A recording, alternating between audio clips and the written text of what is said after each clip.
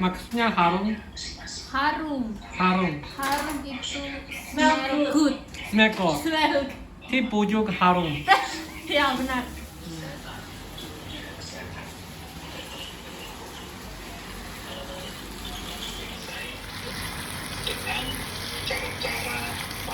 Orang Surabaya itu suka makan bumbu. Lagi apa ya? Apa? Putih. Bawang putih Surabaya. Outside. Surabaya. Bawang putih ya bawang putih.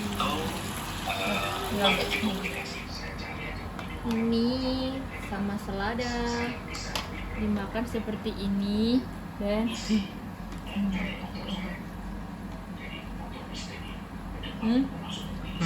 tahu Kenapa Iya. Hana juga makan ini sama sayur? Iya, suka sayur. Semua orang Indonesia makan sama sayur. Iya, ya lihat.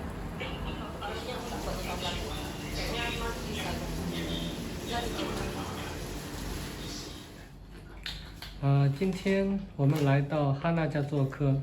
哈娜是在泗水长大的印尼华侨。那我们已经吃饱喝足了哈。那现在我们想来问一些问题。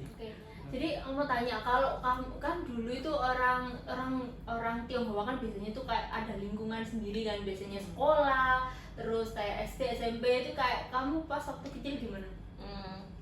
Kalau waktu TK, SD itu semua sekolahnya sama sih, sekolah swasta. Karena kan kalau orang Chinese itu kan biasanya kalau keluarga ya, kebanyakan keluarga besar itu kalau orang Cina gitu, mereka pasti nggak mau sekolah di negeri, pasti di swasta. Karena kan takutnya anaknya pergaulannya kurang bagus kan, mindsetnya orang Cina zaman dulu tuh pasti gitu ya. gitu. Terus sama kalau misalnya tinggal dimanapun kayak di perumahan, gang apapun lah. Kalau di Surabaya yang nggak tahu tempat lain, kalau di tempatku pribadi itu banyak banget orang-orang yang bocah-bocah gitu ya. Jadi kalau waktu zaman kita kecil, saya sama-sama di umur 8 tahun, umur 10 tahun, itu banyak banget teman-teman yang muslim ataupun yang pribumi, bukan ngomong masalah agama aja ya, tapi ras ya. Jadi walaupun itu mau Hindu apapun, tapi kalau dia rasnya pribumi biasanya pasti suka ngelok-ngelok kita, Cino gitu. Ya. Kalau di tempatku tuh biasa gitu, Cino, Ocon, Cino biasa. Oh gitu ya. Soalnya kita kan dari dua perspektif ya. Kalau dari orang Jawa tuh kita mikirnya gini, orang Cina nggak mau berteman sama orang Jawa kayak gitu, mikirnya kita kayak gitu. Mungkin kalau sekarang mungkin kayak gitu, banyak orang yang kalau sudah dewasa pemikirannya kayak gitu. Karena jujur honestly kalau di Indonesia mungkin 70% orang yang sukses itu orang Cina mungkin ya, karena kan mereka jarang yang mau ikut orang, biasanya mereka berdagang kan. Benar, jadi kayak punya toko sendiri, punya usaha sendiri. Jadinya kan yang butuh itu justru mungkin orang pribumi. Itu menurut persepsiku sih, nggak tahu kalau orang lain. Cuma soalnya pribumi kan banyak kan ya. Terus kalau zaman dulu kayak gitu waktu kecil, jadi sekolah di swasta ya. Itu sekolah apa? Sekolah khusus orang-orang Chinese? Bukan sih, meskipun pribumi juga ada. Cuma kalau swasta itu kan lebih sedikit orang pribumi, karena kan orang pribumi pasti mereka banyaknya itu di negeri. Pertama karena mungkin lebih murah. Terus yang kedua itu kan juga ada pelajaran muslimnya ya. Aku nggak pernah di negeri. Ada pelajaran agama muslimnya. Kalau di tempatku nggak ada pelajaran agama muslim. Oh nggak ada ya? Nggak ada, jadi cuma Katolik. Aku masuknya dulu waktu SD itu di Katolik, waktu TK itu di Kristen. Jadi pengajaran agamanya pun juga Kristen sama Katolik aja. Jadi kan kebanyakan kalau orang Surabaya ya? Surabaya. Kalau orang Chinese kan agamanya kebanyakan itu. Tapi kalau misalnya memang benar-benar totok banget Chinese-nya biasanya kan Hindu atau Buddha atau Konghucu kayak gitu. Jadi awalnya itu sekolah sudah di-mindsetin harus swasta sampai kuliah. Soalnya ini bentar, aku potong lagi. Soalnya di universitas negeri pun jarang ada orang Chinese yang mau ke universitas negeri itu. Kenapa ya?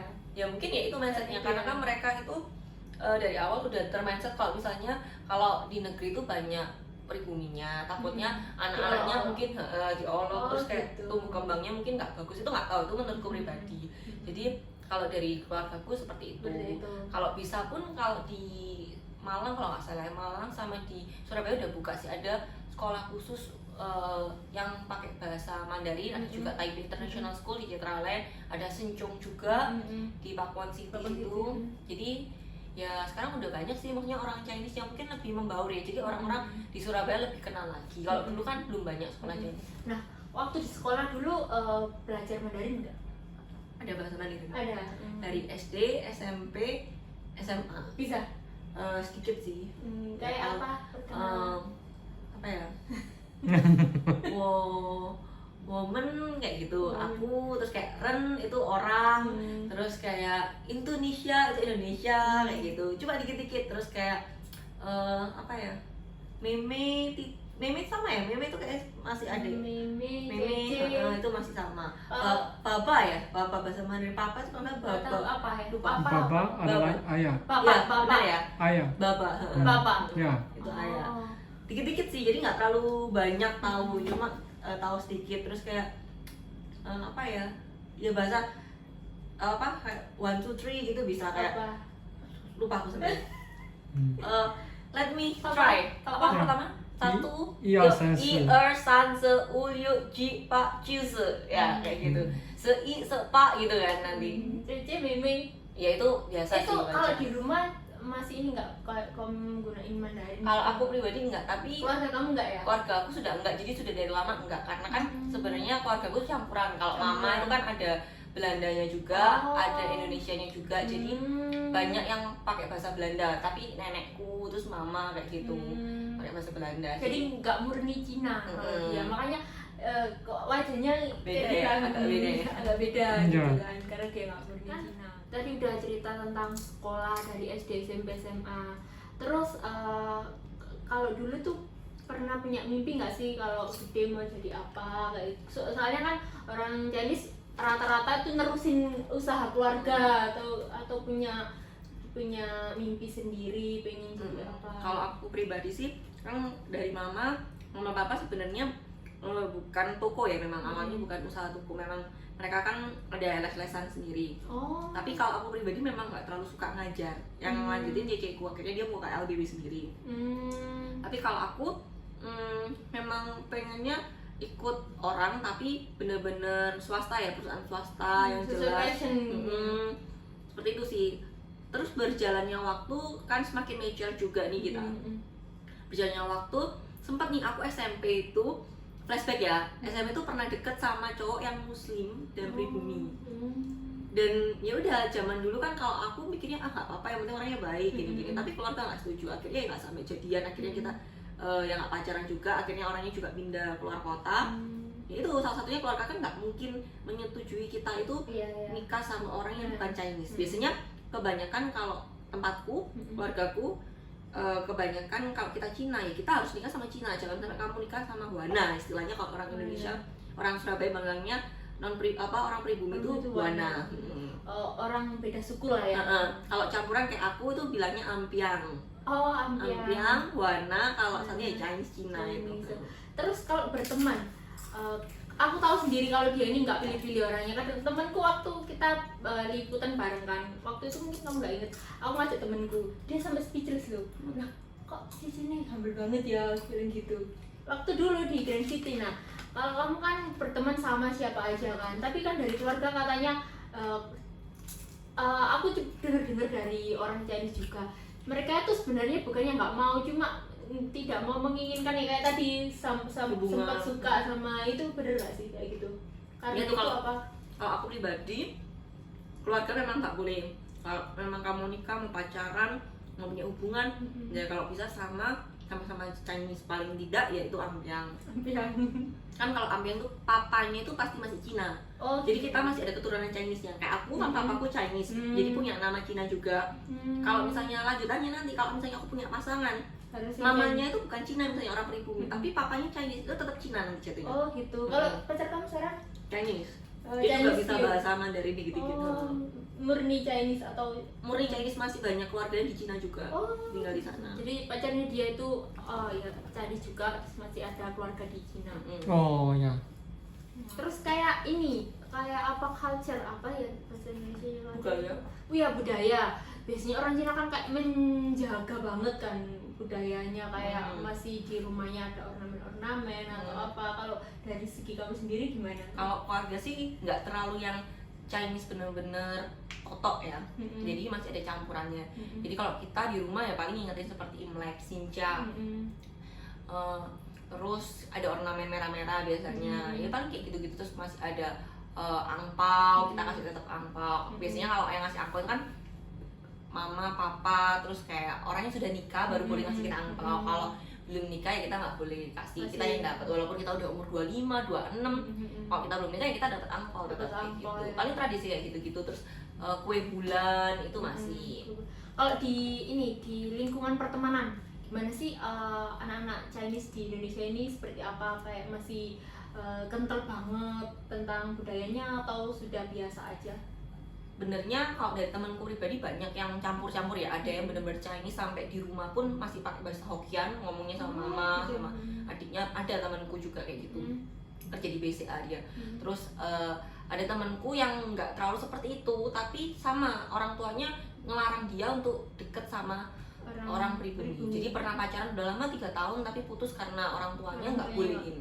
Jadi kayak backstreet doang, mereka selama 3 tahun nggak bisa dibawa nikah juga, akhirnya mereka putus kayak gitu. Masih banyaknya kayak gitu sih kalau di sini. Kalau aku sih enggak, udah mulai berkurang karena lingkungan juga ya. Namanya orang, setiap orang kan pasti berkembang, pasti grow up. Entah kita dari sekolah, entah kita dari pekerjaan kan. Karena aku pertamanya kerja juga di BUMN, di Jasa Marga. Notabene kalau di BUMN itu kan pasti pribumi. Jadi aku kan sudah mindset, sudah temenan sama orang-orang pribumi. Jadi ketika aku kerja lagi di tempat lain, dunia lain, misalnya di SPR kayak sekarang, ya no problem, emang kenapa kayak gitu. Gitu. Kalau kerja di dunia kerja sekarang kayak gimana? Kalau kerja sih di tempatku masih campuran, tapi ownernya kan juga aku Chinese ya. Murdayapu itu Chinese. Enggak, maksudnya apa namanya, kalau sekarang kerja karir kamu kayak gini, maksudnya sesuai dengan harapan atau keinginan kamu dulu atau nggak pernah kepikiran sih mau besar mau jadi apa, itu sebenarnya nggak pernah kepikiran. Tapi kalau diruntut dari kuliah, dari awal graduate pertama sampai sekarang ya memang sesuai, karena graduate pertama kan aku di dunia komunikasi kan memang nanti jalurnya bakal di media atau nanti SDR kan. Sekarang juga sudah jadi SDR, terus ngambil S2 juga di public relation juga. Jadi ya seharusnya sesuai sih. Ini apa masih apa namanya belajar namanya apa, kuliah ya? Sekarang masih ya, berarti kerja sambil kuliah. Gimana caranya bagi waktunya? Sebenarnya kalau misalnya mau kuliah sama belajar itu juga buat teman-teman yang di rumah ya. Jadi untuk teman-teman yang niat, ini salah satu kuncinya. Kita harus tahu kemampuan kita seberapa. Jangan maksain aku mau ngambil magister, aku mau punya titel misalnya MM atau misalnya MIKOM, itu kan buat dapat titel tambahan kan. Jangan maksain kehendak kalau memang nggak mampu, karena nanti kalau memang kita maksain di tengah-tengah, tak jamin 100%, aku jamin 100% pasti bakal stop. Kalau kita maksain, jadi kita harus tahu kemampuan. Jadi kalau aku pertama kemarin, aku punya 2 tempat kuliah yang mau aku ambil, antara UNER di Ilkomnya juga, magisternya, atau yang kedua di Unitomo. Tapi aku tahu di UNER itu pasti lebih berat daripada di Unitomo. Karena kalau di UNER itu kan udahlah, pasti orang-orang Surabaya tahu UNER kan selalu kampus yang favorite kan ya.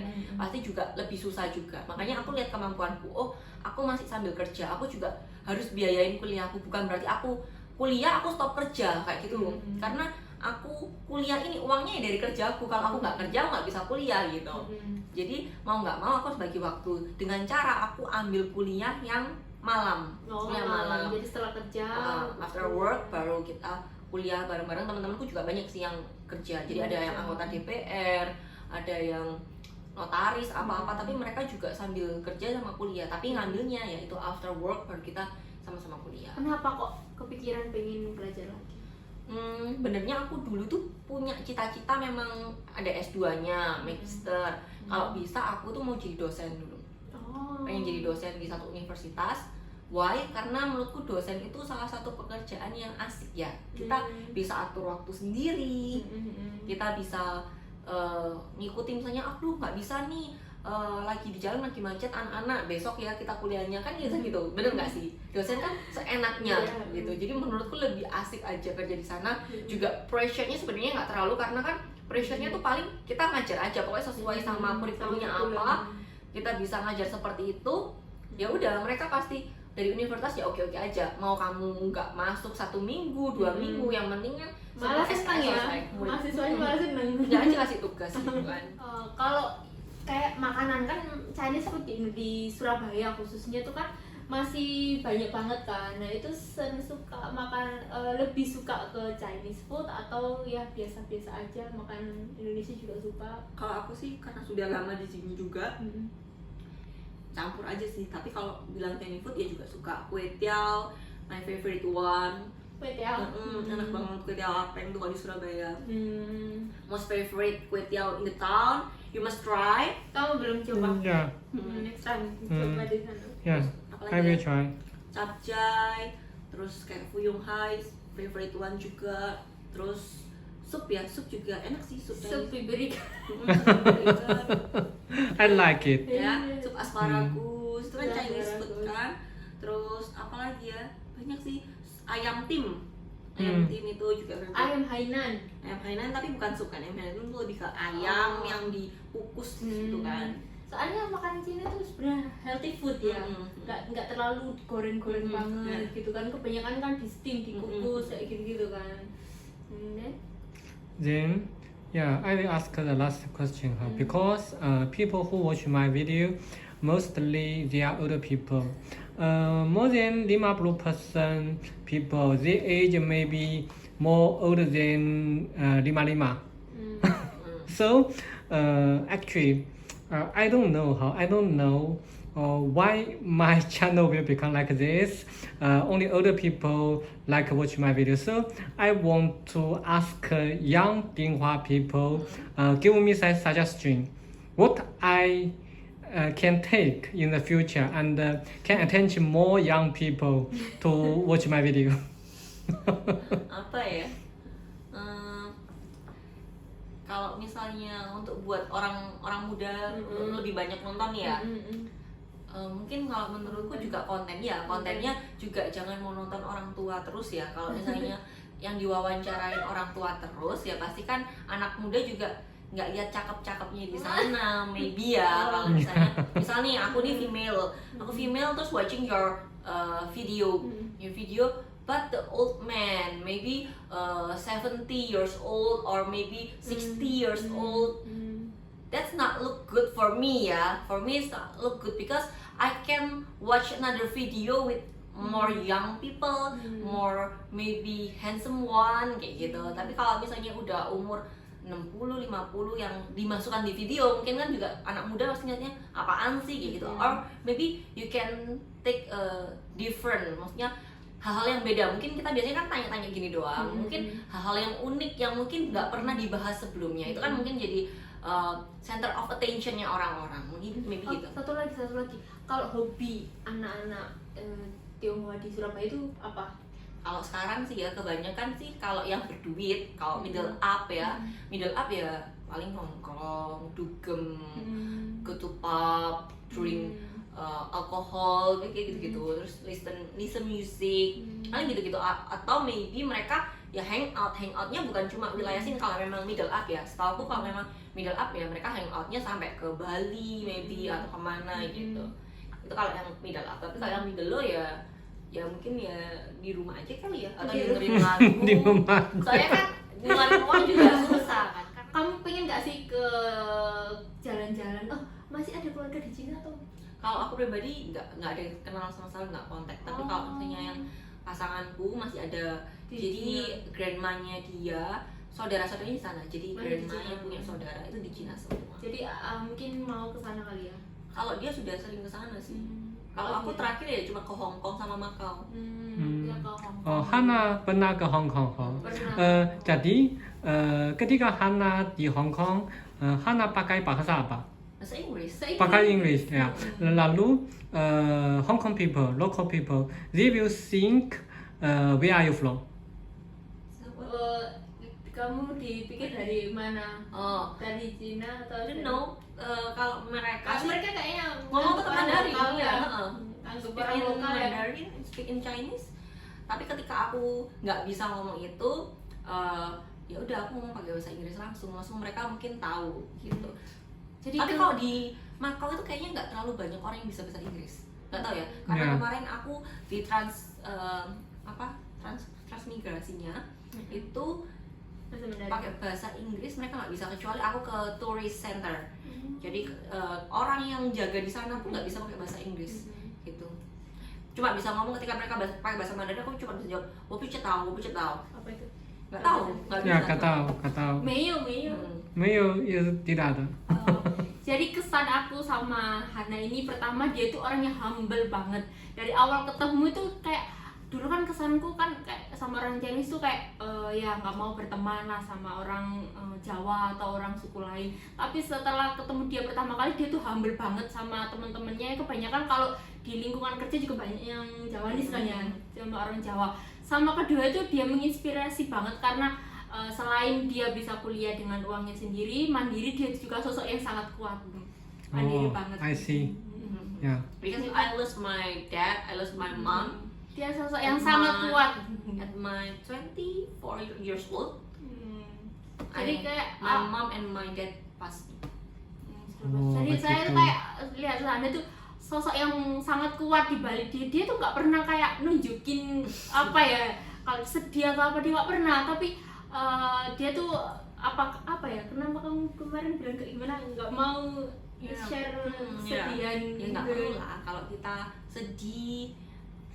Terus kita crying, getting mad with someone, menurutku tuh kita nggak perlu show off ke orang, karena nggak penting juga, orang lain belum tentu bisa buat kesedihannya kita, marahnya kita itu reda, belum tentu. Malah mungkin itu bisa jadi nambah-nambahin juga, misalnya mereka tambah isengin kita, tambah nggak suka mungkin sama kita nggak bakal tahu. Jadi menurutku setiap orang tuh harus punya dua muka. Ketika di dalam rumah sendirian di kamar, it's okay, kamu mau nangis sekencang-kencang apa, kamu mau sedih sekencang apa, dunia ini jahat banget ya, it's okay. Tapi ketika kamu keluar dari rumah, kamu mesti tunjukin everything is good, everything is okay, karena kita harus tetap menanam kebaikan ke orang lain, even tuh mereka ngelakuin yang jahat buat kita. Gitu sih kalau menurutku. Jadi dari sekian banyak public relation yang saya kenal kan, karena saya kan kerjanya juga ketemu banyak, dia tuh yang kayak temen gitu, bukan kayak kita sama rekan kerja gitu, kayak temen gitu. Setelah kerja juga kita sering makan atau pergi liburan gitu. Terus nanti next kan mau rencananya mau merit nih, itu nanti juga pakai adat-adat Chinese. Ada sangcit, ada tinjing. Kalau tinjing itu seserahan bagi-bagi as usual ya, jadi kayak biasanya ada bagi-baginya, lalu ada uang susu, uang bagi. Apa ya? Uang susu, uang bagi itu kayak Ya, boleh tanya berapa uang susu? oh nggak bisa, nggak tahu, aku juga belum dikasih. Apa itu? Uang susu, uang bagi itu pemberian dari keluarga cowok, orang tua cowok ke keluarga cewek, orang tua cewek. Jadi kayak kita harus milih nanti uang susu atau uang bagi, nanti ada artinya sendiri sih, ada meaningnya sendiri. Nyeritain nanti, oh ini balas budinya ke keluarganya kamu udah ngedein kamu kayak gitu.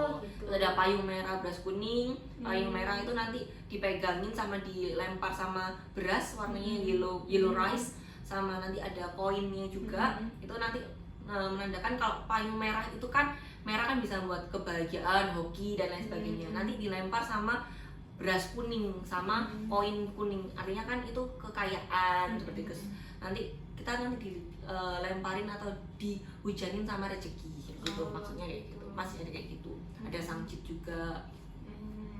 Jadi kan banyak orang yang beranggapan ya orang Chinese nggak mau berteman sama orang Jawa. Ternyata itu semuanya salah kan ya. Itu cuma dari kebiasaan masa lalu, dari mungkin dulu kan orang Cina gak sebebas sekarang kan, bukan gak sebebas ya, karena pemerintahan dulu kan agak seperti itu kan. Jadi yang sempat orang Cina hilang semua itu iya sampai di itu kan zamannya Prabowo jadi iya Orde Baru atau apa itu kan. Nah, ternyata kayak gitu dari orang Cina sendiri tuh, karena mereka sering diolok-olok gitu loh sama orang Jawa sendiri, kayak orang Cina mata sipit gitu kan. Tapi dari orang Jawa sendiri nganggapnya mereka tuh ya nggak mau berteman sama kita, ternyata enggak, sama sekali enggak. Jadi mereka tuh welcome sebenarnya, cuma ya mungkin orang-orang dahulu lah yang agak lebih seperti itu kali ya. Tapi ya depend on person ya, depend orangnya masing-masing. Iya, kembali orangnya masing-masing. Jadi nggak bisa disamaratakan. Mungkin kalau aku bisa baik sama Iker, tapi belum tentu orang Chinese yang lain bisa baik sama Iker, iya, walaupun iya. usianya sama. Soalnya kan kadang satu keluarga tuh kadang mereka masih memegang teguh kayak tradisional mereka itu masih kuat banget gitu loh. Mungkin kalau Hana ini masih ya sudah ini sih udah membaur lah kayak gitu. Udah. Ya, oke. Thank you Hana, thank you Ikroma. Ta. Ta.